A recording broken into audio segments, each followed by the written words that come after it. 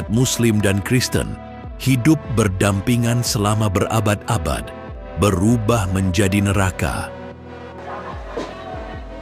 Sebuah pertengkaran kecil antara seorang pemuda Muslim dan sopir angkutan Kristen. Jadi mereka itu saya bilang membunuh atau dibunuh, mati syahid. Bahwa mati dan mematikan orang adalah syahid.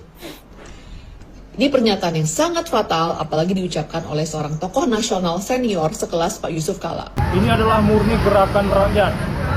Tidak ada unsur politisasi di sini.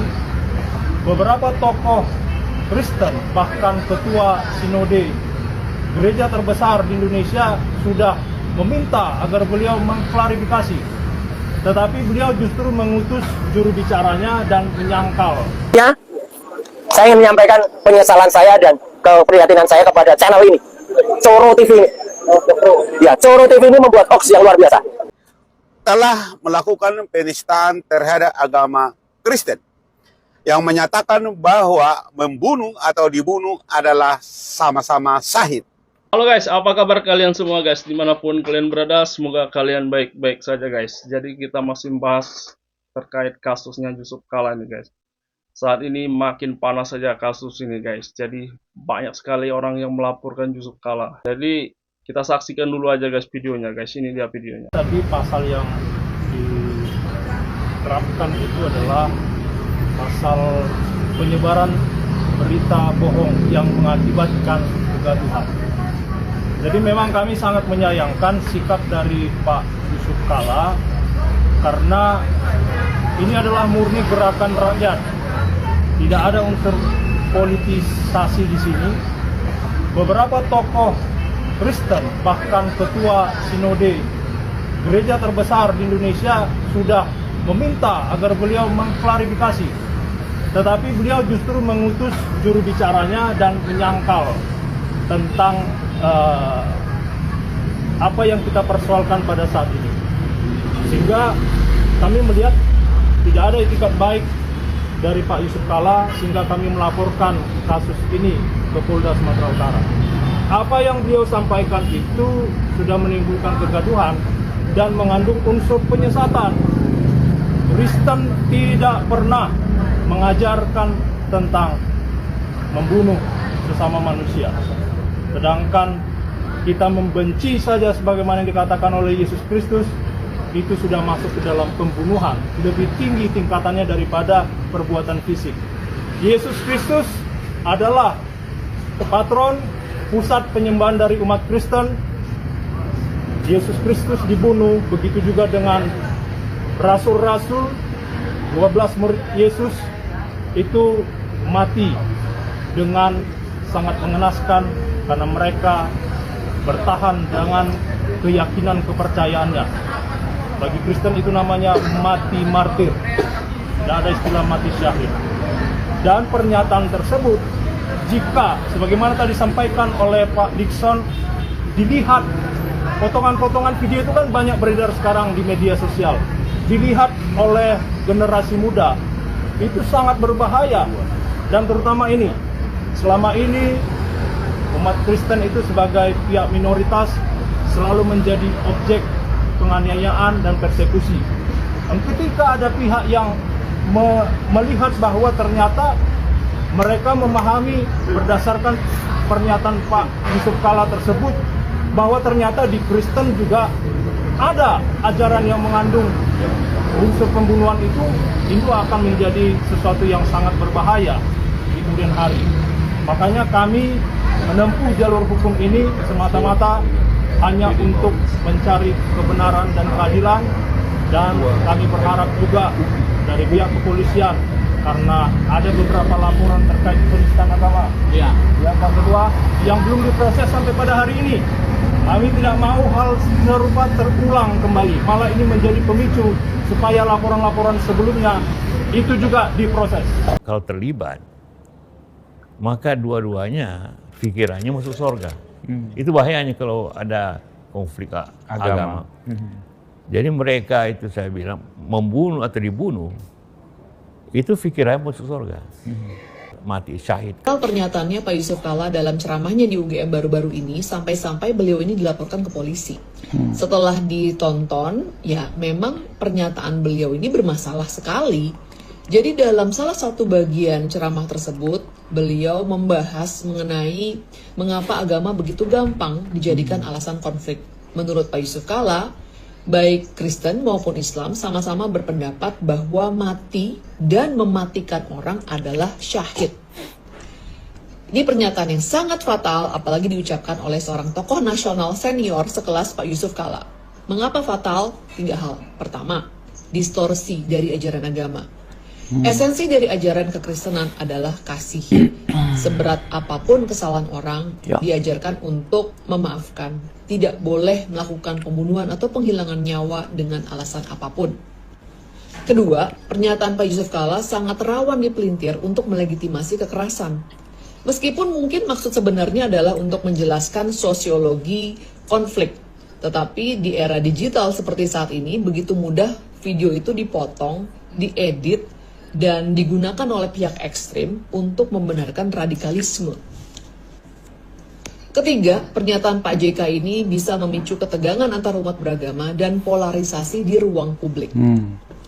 Oleh karenanya, tolong Pak Yusuf Kalla untuk mencabut pernyataan tersebut, buat permintaan maaf dan klarifikasi ke depan publik. Sebagai seorang tokoh nasional yang sudah sangat senior, seharusnya Pak Yusuf Kalla sadar bahwa pernyataan Bapak itu memiliki otoritas yang lebih tinggi dibandingkan dengan opini orang biasa. Ini satu lagi, mumpung ada waktunya karena banyak pertanyaan ya Japri ke saya. Berikutnya, saya ingin menyampaikan penyesalan saya dan keprihatinan saya kepada channel ini, Coro TV ini. Ya, Coro TV ini membuat hoax yang luar biasa kepada Pak Haji Muhammad Yusuf Kalla. Ya, Pak JK itu menyampaikan sebuah ceramah sangat bagus pada hari Kamis tanggal 5 Maret 2026 di Masjid Universitas Gadjah Mada, asli, UGM asli. Ya.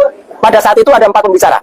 Yang pertama Profesor Buraida, itu adalah Menteri Dikti, itu tanggal 4. Pak Yusuf Kalla itu tanggal 5. Ya. Saya tahu pasti karena saya UGM asli. Ya. Tanggal 6 itu adalah Prof Din Samsudin, ya. Dan pada tanggal 7 itu Prof Mahfud MD. Mereka semuanya memberikan ceramah sangat bagus untuk menutup puasa hari itu. Jadi buka puasa bersama di Masjid UGM, ya. Beliau itu menyampaikan. Ya, saya kebetulan tanggal 6, jadi saya residentnya itu juga ada di Masjid Raya Bintaro Jaya bersama dengan Kagama Tangsel. Kagama itu keluarga alumni Gadjah Mada. Nggak perlu ditanyakan Jokowi ada enggak? Ya nggak ada. Ya, umpamanya bukan alumni UGM asli kok datang di nggak ada. Ya, jadi itu nggak ada. Dan saya datang pada tanggal 6 itu. Nah, tanggal 5 itu kebetulan juga saya juga mendatangi rumah dubes Iran yang ada di Jalan Madiun. Dan saya juga menyampaikan ucapan duka sekaligus menuliskan surat duka dan juga menulis di wali. Tapi intinya berita ini kabar bohong. Ya, orang namanya Ade Armando dan 2 saya ini luar biasa parahnya. Saya ini yang mengaku agama lain, ya. Kemudian ketika dalam diskusi ditanya 10 perintah Tuhan, apa ya? Lupa saya. Aduh, sudah general lupa. Ini beda tipis dengan tadi. Kuasa hukum yang nggak bawa intervensi, yang nggak bawa surat kuasa, itu parah ya. Jadi sekali lagi jangan percaya dengan hoax yang disampaikan oleh Coro TV ini hoax. Dan ini diglorifikasi, disebarkan oleh kelompok namanya Ceboker Nusantara. Ceboker Nusantara itu adalah kelompok di bawah Agri Fanani. Agri Fanani itu adalah orang namanya Thoyib Fanani. Nah ini Thoyib Fanani. Ini kelompok Ceboker Nusantara penyebar hoax nomor 1 di Indonesia. Dan sayangnya kemarin ulang tahun setahun ini di Solo dihadiri Jokowi. Jadi Jokowi menyetujui hoax ini. Thoyib Fanani, Agri Fanani ini lihat kanalnya, sejarahnya. Ini pornografi, kanalnya mesum semua. Isinya, waduh, saya nggak tegas untuk menunjukkan. Tapi daripada nanti teman-teman pengen penasaran isinya apa, nah isinya kayak gini nih. Ya, ngintip pramugari. Ini baca di celana. Ini kata-katanya, ya. Ini salah sedikit dari kontennya si Thoyib Fanani. Jadi sekali lagi, Thoyib Fanani, Coro TV ini, saya nggak sudi mengucapkan namanya, ya. Coro TV ini, ada Ade Armando, ada 2 cewek ini, parah sangat. Menyebarkan hoax kepada Pak Yusuf Kalla. Memotong ceramah Pak Yusuf Kalla, seolah-olah Pak Yusuf Kalla itu mengizinkan ada pembunuhan terhadap umat lain. Ya, kalau umat lain meninggal itu syahid. Padahal itu dipotong. Itu hanya contoh suatu peristiwa yang tidak boleh terjadi. Jadi Pak Yusuf Kalla, mohon Bapak sabar. maafkan saja orang-orang ini, tapi kalau Bapak mau nuntut ya silakan. Ya gitu, karena ini fatal banget ini.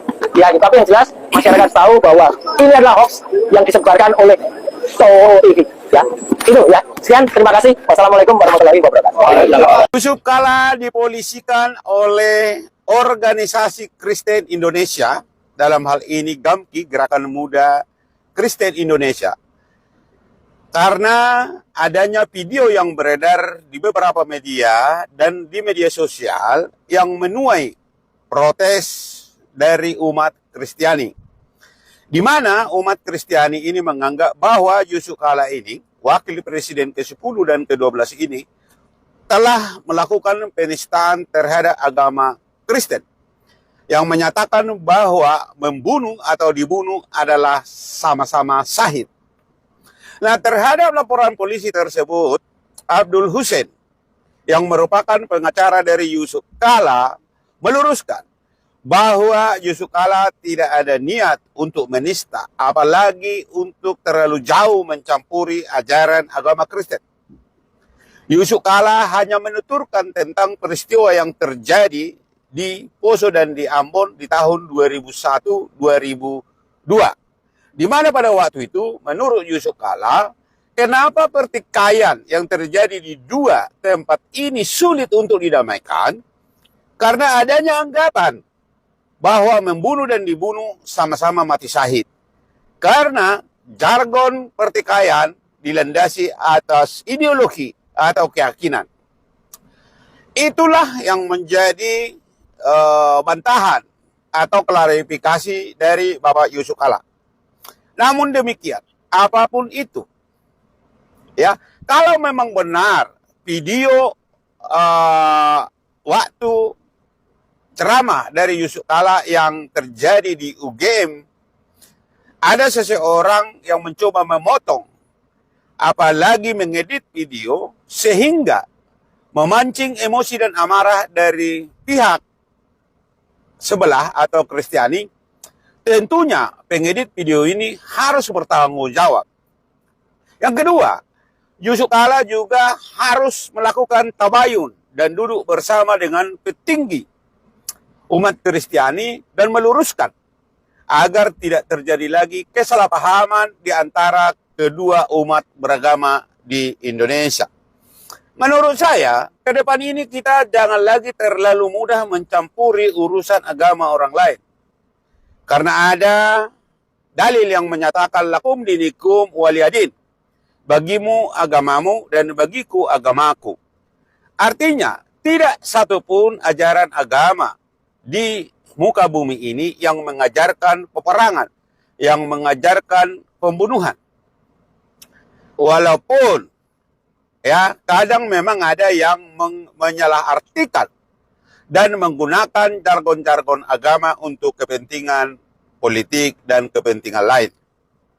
Itu mungkin yang bisa saya sampaikan. Sekian dan terima kasih. Ada sadar nggak? Dalam beberapa waktu kebelakang, nama Yusuf Kala itu kembali jadi pusat pembicaraan yang paling viral di media sosial. Mulai dari pernyataan beliau yang menyarankan kenaikan harga BBM di tengah situasi ekonomi yang sedang kita jaga. Sampai isu terbaru soal dugaan blunder yang berujung laporan hukum tentang penistaan agama. Sebenarnya ini bukan sekedar soal satu atau dua pernyataan, tapi ini soal bagaimana sebuah narasi dari tokoh senior itu diuji oleh kecepatan informasi dan kesadaran publik di tahun 2026 ini. Maka dari itu ada sedikit analisa dari saya. Yusuf Kala dan paradoks tokoh bangsa antara relevansi dan resistensi. Tonton sampai akhir. Jujur, saya punya rasa hormat yang sangat besar pada rekam jejak beliau sebagai juru damai dan juga mantan wapres juga kepada. Tapi saya juga nggak bisa nutup mata juga terhadap skeptisisme yang muncul di laman digital kita. Banyak juga yang bertanya, kenapa narasinya justru terasa kontraproduktif dengan upaya stabilitas yang lagi dibangun? Ada kesan yang terjadi atau disconnecting antara saran kebijakan makro dengan realita daya beli masyarakat saat ini. Ya, kita harus objektif. Apakah ini sekedar kritik untuk membangun atau memang ada pergeseran relevansi narasi di tengah masyarakat yang mulai kritis untuk saat ini? Karena begini, menurut saya kalau kita lihat dari perspektif social kontrak ya atau kontrak sosial, masyarakat saat ini tuh jauh lebih menghargai stabilitas stabilitas dan kehadiran negara sebagai shock absorber. Ketika ada narasi untuk menaikkan BBM di saat pemerintah sedang pasang badan buat ngejaga harga publik, ya otomatis ya publik pasti akan melakukan pertahanan diri gitu lewat kritik-kritik di sosial media. Apalagi ditambah dengan isu sensitif yang masuk ke ranah hukum juga. Karena di era digital setiap kata itu adalah data, tidak ada lagi ruang untuk salah ucap tanpa konsekuensi digital. Ini adalah pelajaran penting tentang strategi communication, di mana tokoh besar sekalipun harus mampu menyelaraskan frekuensi bicaranya dengan denyut nadi rakyat yang sedang berjuang menjaga pertumbuhan ekonomi. Saya jadi makin melihat betapa krusialnya ketenangan dan juga ketepatan narasi yang diambil sama pemerintah sekarang. Di tengah bisingnya saran-saran yang kadang bikin gaduh, fokus pemerintah pada perlindungan sosial dan stabilitas energi terbukti menjadi jangkar yang kuat. Kita perlu untuk melakukan kritik, tapi kita lebih butuh solusi yang sinkron dengan kondisi di lapangan. Ya, keberanian pemerintah untuk tetap di jalurnya ngejaga bagaimana hak makan rakyat bisa tetap aman, ya itu insting politik yang validitasnya teruji oleh waktu. Jadi menurut kalian apakah tokoh senior bangsa itu tetap harus untuk aktif memberi saran kebijakan yang walaupun pahit, atau justru lebih baik fokus untuk menjadi pemersatu di tengah tensi global? Saya memilih untuk tetap menghargai ya senioritas, tapi tetap kritis pada isi narasinya. Pendidikan politik terbaik adalah ketika kita bisa membedakan mana masukan yang membangun dan mana yang cuma bikin gaduh aja. Jadi kasih komen kalian di bawah atau analisa objektif kalian deh di bawah di kolom komentar.